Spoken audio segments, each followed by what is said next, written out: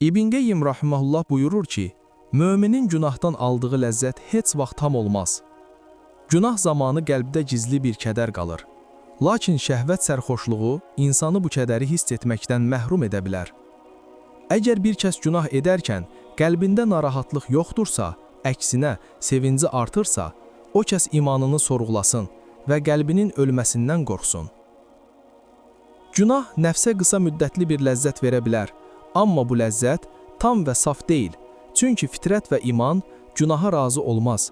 Qəlbində iman olan biri günah edərkən peşmanlıq hiss edir, onun qəlbi daralır, etdiyi günahdan dolayı sıxılır, özünə rahatlıq tapa bilmir. Allaha qarşı xəcalət çəkir.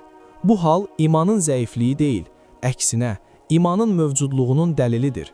Çünki diri qəlb ağrı hiss edər, ölü qəlb isə heç nə hiss etməz. İbn Qeyyimin xəbərdarlığı çox ağırdır.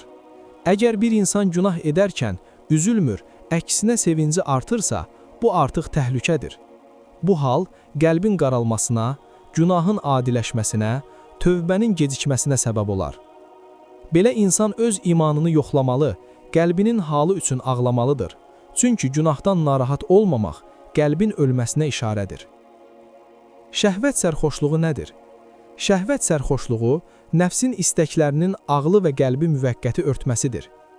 Bu vaxt insan günahın nəticəsini düşünmür, axirəti unudur, qəlbin səsini eşitmir. Amma bu hal keçicidir.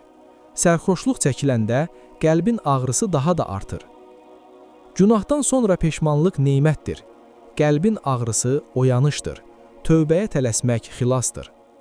Çarə, səmimi tövbə, istiğfar, günaha aparan səbəblərdən uzaqlaşmaq, salih əməllərlə qəlbi diriltməkdir. Nəticə budur ki, ilk olaraq təhlükə günahın özüdür. Hətta ondan da çox təhlükə günahdan narahat olmamaqdır.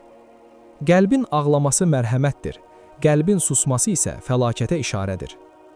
Allahdan diləyək ki, qəlblərimizi diri, günahdan sonra bizləri tövbəyə tələsən qullarından etsin.